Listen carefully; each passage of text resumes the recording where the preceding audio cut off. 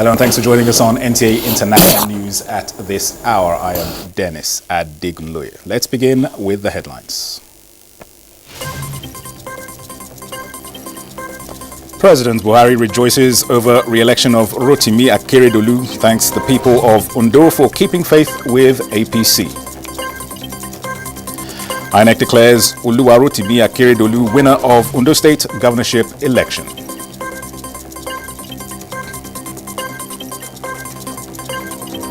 Plus, 2020 International Day of the Girl Child hinges attainment of SDGs on gender equality.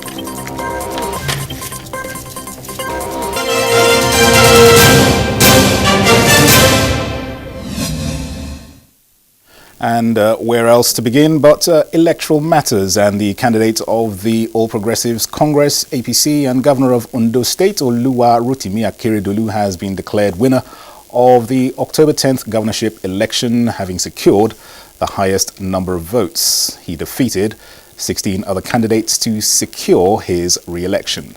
Olajide Bello reports. Announcing the results, Professor Abel Idowu Olayinka declared the incumbent governor and APC candidate Oluwarotimi Akeredolu as the winner of the election, having had the highest number of votes cast. Oluwarotimi Akeredolu, male of APC, 292,830, 292,830. Oluwarotimi Akeredolu of APC secured the highest number of votes.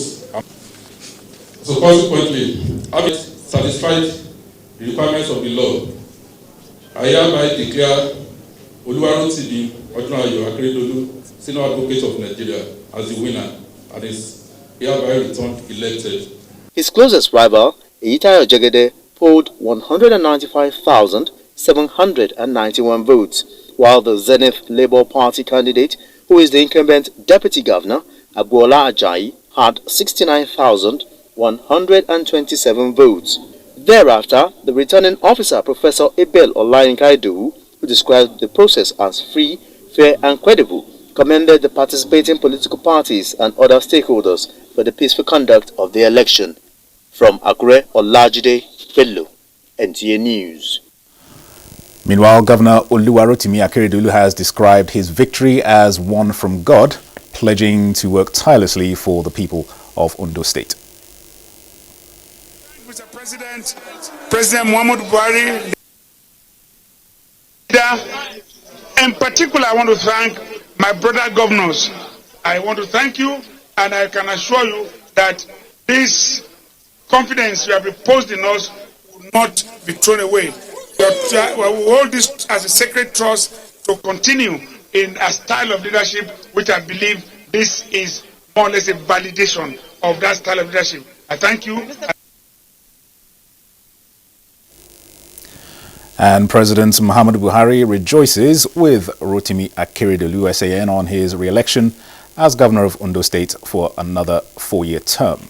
In a statement by Special Advisor to the President, Media and Publicity, the President lauds the resounding victory of the noting that the votes garnered show that one good turn surely deserves another. The President thanks the people of Ondo State for keeping faith with their governor and the All Progressives Congress APC, noting that the people know the person and party that truly serve them and have spoken in a clear voice and unmistakable terms. He also gave kudos to the Independent National Electoral Commission, INEC, for organizing a credible, free, fair election, and to security agencies which ensured that orderliness was enthroned and maintained. The President urges Governor Akeredolu to be humble and magnanimous in victory and serve the people of Ondo State even better than how he did in his first term. Meanwhile, President of the Senate, Ahmed Lawan, has congratulated the Governor of Ondo State, Rotimi Akeredolu, on his re-election. In a statement by the Special Advisor to the President of the Senate on Media and Publicity, Ola Awuni, Senator Lawan also congratulated the All Progressives Congress, APC, on the victory of its candidate, describing it as a triumph well-deserved and heartwarming. The Senate President commended the people of Ondo State for their peaceful conduct at the poll, which he said demonstrated their confidence in Nigeria's democratic process, as he called on other candidates to join hands with the winner in working for the common good of Ondo people. And in the studio to speak further on the just concluded Ondo governorship election is a lecturer at Bayes University, Dr. Adoyo Male. Sir, you are welcome to NTA International Studios. Thank you very much. I'm happy and pleased to be here tonight. All right, to start with, just give us your assessment of the just concluded governorship election in Ondo State. Well, my assessment of the election is that INEC has tried. INEC is also just like that of Edo that happened some weeks back. The Ondo election today has also been adjudged free and fair. It does not mean that there were no isolated cases of challenges identified. But I think INEC is getting it right, and we hope that this momentum should continue up to the 2023 elections. It might be as a result of having one state at a time. I think maybe INEC gets overwhelmed when the entire country is involved in the electoral process. But I think with what we have seen in Edo and in Ondo today, yesterday, I think we have cause to have a hope and to have confidence that INEC is improving. Sure, it's certainly very encouraging. What, in your view, were the factors that contributed to the success of the exercise? I think what I identified contributed to the success of the exercise is basically INEC taking criticisms that people have been, lapses that people have identified in the past. I think that has been corrected, because if you see very early yesterday morning, by 8:30, most of the polling units voting has commenced. So instead of delaying the voting process, it commenced early. If you also look at the security apparatus that were deployed both in Edo and Ondo, you agree with me that even the police and the security agencies are on top of the game in the two elections. That does not mean that there were no cases of violence as reported around Owo and some other places. But I think the two key things that have really contributed to the success of this election is INEC's preparation. I think they started early, and then the security agencies also did a very good job of ensuring that the polling units were adequately policed. Absolutely. All right. Now, with the declaration of the winner of the polls, what can we expect to see in terms of reactions by opposition candidates, considering the fact that the election results are not always accepted in good faith by those who have not been elected? No, we are in Nigeria, and we have bad losers, and also we have. I expect that since yesterday, immediately the results were coming on, when the 12 local governments were released, and there was break for announcement to resume by 9 a.m. I expect some phone call, just like Goodluck Jonathan did to our president. But it didn't come until the other 6 local governments were announced. And of course, like everything we do here, there will be litigations, there will be complaints. But I think when I read the comments of the agent of the opposition party on Premium Times this evening, I think that there will be less dispute with this election, because when you look at the gap, it was almost 90-something thousand difference. It shows that the people of Ondo spoke in clear terms where their choice lies. I think what affected the opposition party mainly was the lack of disunity within the opposition. If you look at the votes polled by Zenith Labour Party and PDP, if they had entered some level of alliance, it would have been a more keenly contested election. But I think the opposition did not put their acts right, and that was why they divided their votes in most of the places. I expect that, you know, like everything we do in this country, people will still want to go to court and see if there will be any loophole for them to take. But I think by and large, everything went on the way it should go. What concerns me about the election is the number of cancelled votes. The votes from what I saw were cancelled or voided. Both were almost over 20,000, which to me was very high. I think in future, INEC should try as much as possible to avoid those voided votes and those cancellations. All right, Dr. Adoyi Omale, thanks very much, lecturer at Bayes University. Thanks very much for being with us on NTA International and sharing your thoughts on the just concluded elections. All right, on to other news now. And the Nigeria Police Force has dissolved the Special Anti-Robbery Squad SARS across the 36 state police commands and the FCT. Francis Form reports that the dissolution is in response to the yearnings of the Nigerian people. Protest from the citizens, directive from the president. FSARS is no more. The Special Anti-Robbery Squad of the Nigerian Police, otherwise known as SARS, is hereby dissolved across all formations.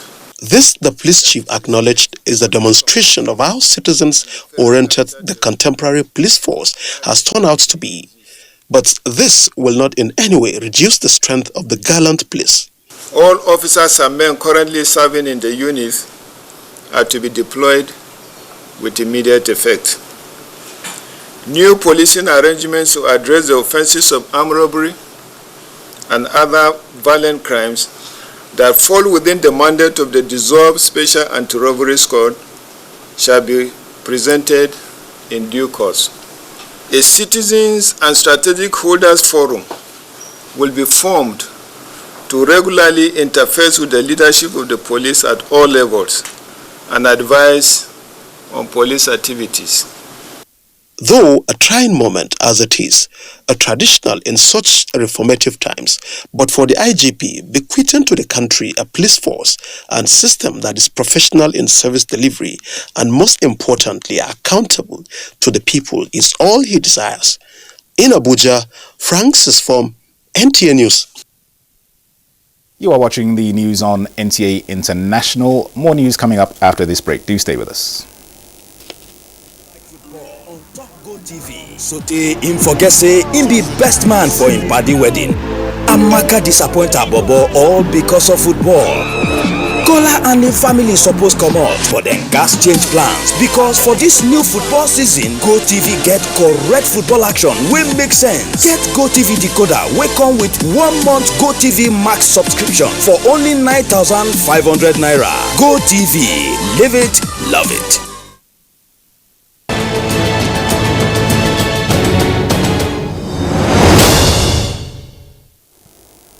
Thanks for remaining with us. Now, the All Progressives Congress APC has welcomed the disbandment of the Special Anti-Robbery Squad SARS and views the responsive decision as a major and concrete step towards President Muhammadu Buhari's affirmed resolve to achieve better policing and necessary reforms. The statement by the Deputy National Publicity Secretary of the party, Yekini Nabena, says, with the benefit of experience and public outcry over the operations of the now disbanded SARS, the party is confident that the new policing arrangements promised by the Inspector General of Police, Mohammed Adamu, will balance the need to effectively combat armed robbery, kidnapping and other violent crimes in the country and ensure humane, professional and accountable policing operations.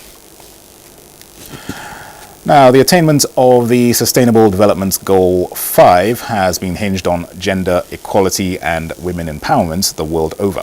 In spite of the global statistics by the World Health Organization, which shows about 600 million girls aged between 10 and 19 possessing limitless individual potential, the girl child continues to face challenges in many countries of the world, including Nigeria. In this report, Basi Ita Ikman reports or takes a look at the untapped potential of the girl child in line with the theme of this year's celebration, My Voice, Our Equal Future. And we promise to make Nigeria proud. if given the opportunities. That is what every Nigerian child wants. The opportunity to let her voice create a future. A voice that will change the unfair and unequal treatment given to her by the society. Believed around the world that a girl's child education ends in the kitchen, but that's not true. Women today are great leaders. This mentality that, okay, as a girl, it's scripted that at a certain age you get married, but I won't go with that. The need to take the girl child off the street to the classroom to give her a future in line with Goal 5 of the SDGs is another area of concern as the world marks another International Day of the Girl Child. I feel disturbed when I see my fellow girl or student walking on this road. The lockdown as a result of COVID-19, stakeholders say, impacted negatively on the girl child and stressed the need to put an end to some harmful traditional practices against the adolescent girl. As girls assert their powers worldwide as change makers, there is every need for the world to support them, live free from gender-based violence. Let the girl child be counted, invest in her, in her present, in her future, for her to make the required change that we all desire to see. There is a general call to action for radical, social and political change to pull down barriers of discrimination and prejudice that continue to hold the girls back. Basi Taikpa, NTA News. And the attainment of the SDGs will be possible if the girl child is given her right to education. The Minister of Women Affairs, Pauline Talon, said this in an event to mark the International Day of the Girl Child in Nigeria. Again, Basi Ikpan reports that the event, which took place at Mabuchi Community Square, was organized by the National Center for Women Development.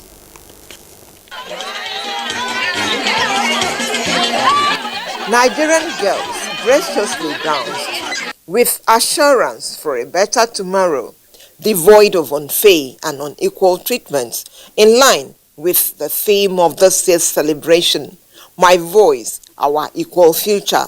Without school, we are nothing. We should avoid keeping boys in our life because we are the future mother of tomorrow. Emphasize the importance of the girl child in nation building. She is a child today, but tomorrow she'll be the mother, and the role of a mother is very significant. The choice to celebrate this year's girl's child at Mabuchi, DG National Center for Women Development says, is to give the rural girls a sense of belonging. They are the ones that really deserve to be encouraged to enroll in school. They need to be developed. Their right has to be protected. It was time for girls' talk. Sex is a no-go area until you are what? Married. So all of you men that are looking at me, that I'm talking, keep away from our girls. The International Day of the Girl Child is marked on the 11th of October every year to highlight some of the challenges the girl child faces in the society and the need to support her to fulfill her rights. Basi Taikpan, NTA News. In the meantime, the African First Ladies Peace Mission has called for equal opportunities and greater protection of the girl child from gender-based violence and harmful practices. The body of wives of African heads of states and governments made the appeal in a goodwill message by the acting chairperson and Nigeria's First Lady, Mrs. Aisha Buhari, on the occasion of the International Day of the Girl Child 2020 themed My Voice, Our Equal Future. Mrs. Buhari urged African leaders to equip every child with quality education and new skills that would ultimately help them to be self-reliant as women. Now, with the determination shown after meeting with President Muhammadu Buhari, youths in the Niger Delta region are optimistic that the National Security Advisor and the new interim administrator of the Presidential Amnesty Program, Colonel Miland Dikio, will restore the program to its values. This was during a meeting by the Niger Delta Non-Agitators Forum in Abuja. Mia Ogidi reports. Steps telling of a colonel on a mission to reform the Presidential Amnesty Program. Quick check on the facilities in the office premises, close examination of the files, then straight to the presidential villa for situation report, backed by the National Security Advisor. With the backing of Mr. President, he is good to go. The vision of the administration is to refocus the amnesty program to its original mandate of development and security in the region. Congrats. This singular pronouncement gladdens the heart of the non-violent agitators in the Niger Delta region. We also use this rare opportunity to pass a vote of confidence on President Muhammad Buhari and General Babagana Mungunu for their commitment to the sustenance of peace in the region. We extend same to Colonel Melan Dixon Dikio, who within the short period of assumption of office has taken some drastic, sensitive, strategic and very firm steps and measures which shall help to sanitize, overhaul, reform and also reposition the program. From here, they are heading back to the Niger Delta to strengthen alliances between the Amnesty Office and the youths in the region. Mayor Ogidi, NTA News. White House doctor says President Donald Trump no longer a COVID-19 transmission risk to others, just as India becomes second country after the United States to report 7 million cases of coronavirus. Joyce Ometu has a review of the pandemic in the outgone week.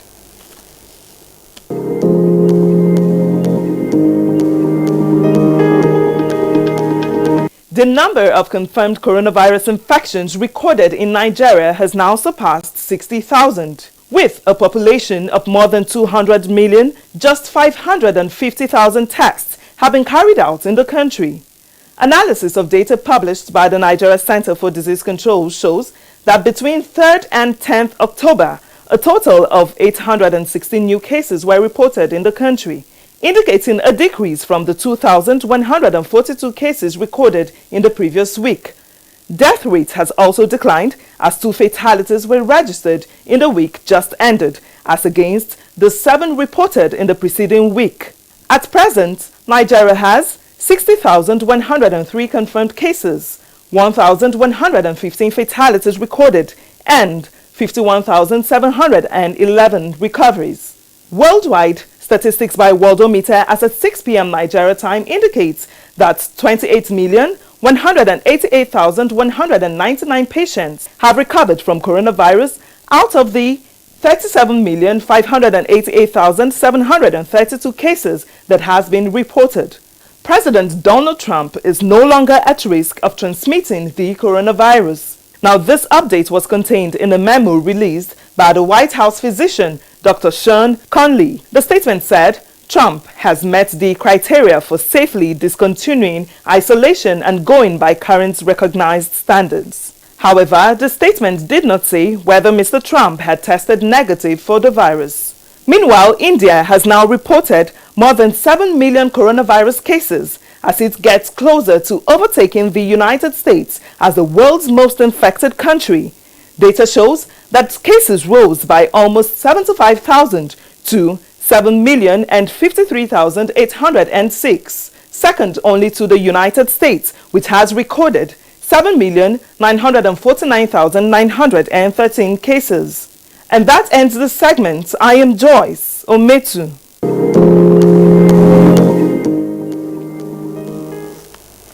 Thank you, Joyce. Now, public relations practitioners have been described as nation builders, as their expertise can result in national development and the well-being of a society if properly harnessed by government. This was the core message at the induction of new members by the Nigeria Institute of Public Relations FCT chapter. Hamman Jabani reports. The Nigerian Institute of Public Relations, established in 1963, attained the status of a chartered institute in June 1990. Public relations experts not only focus on information flow to the public, but save and maintain an organization's reputation and image. This is what public relations experts here believe. The induction of 250 new members will bring their expertise to government at all levels if they are deployed appropriately can be achieved. Let there be communication all through. There is no problem that communication does not solve. In fact, at the root of every problem is either the absence, the lack of communication, or the inadequacy of it. So public relations is the best professional group to ensure that that is done. Enhancing the communication. Nigerians talk to themselves at the various strata of the Nigerian society to ensure that we act as one single entity. It's a profession that no organization can do without.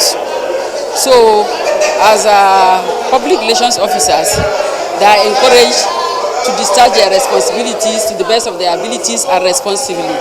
Starting from a cub reporter to the level that I rose before I retired as an assistant director. I think I have a lot of things to share, a lot in common to share with members of the Institute. The Institute meeting, which is the first since July, tasked members to observe COVID-19 protocols and that a committee has been set up to look into the problem of recertification faced by all chapters. Hamad Jabani, NTA News. Rafael Nadal and Iga Swiatek are French Open champions, as Amanzi Marcus tells us on Sports Update. The battle for the greatest of all times in tennis is becoming more interesting, with the king of clay, Rafael Nadal, winning a 13th French Open title and thereby equaling the 20 Grand Slam singles titles record of Roger Federer. The Spaniard beat Novak Djokovic 6-love, 6-2, 7-5 and has now beaten the Serbian in 7 of 8 meetings at the French Open, including the 2012, 2014 and now 2020 finals. The president of Poland, Andrzej Duda, has congratulated Iga Swiatek for becoming the first Pole to win a Grand Slam singles title as the nation celebrated her 6-4, 6-1 triumph over the American Sofia Kenin in Paris. Ranked 54 at the beginning of the tournament, she has now climbed to be among the top 20 at the age of 19, having won as the lowest ranked woman since rankings were introduced in 1975. It had to be like that. Another underdog won a Grand Slam in women's tennis. It's a life-changing experience, she says. Fourth seed Kenin explained her loss. A few things didn't go my way in the first set, and then my leg wasn't in the best condition. With Sports Update, Manzi Marcus, NTA News. And that concludes the news on NTA International at this time. Remember to connect with the NTA, Stand Against Rape and Rapists. I am Dennis at Dignoye. Thanks for watching.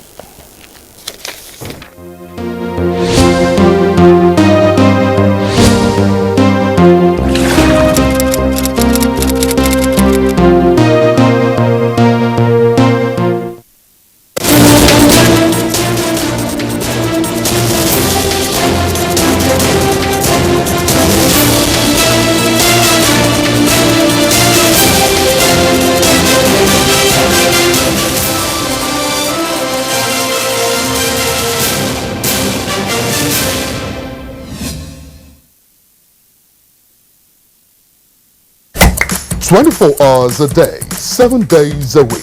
You can watch NTA International live on your TV, computer, iPad, tablet and phone. Log on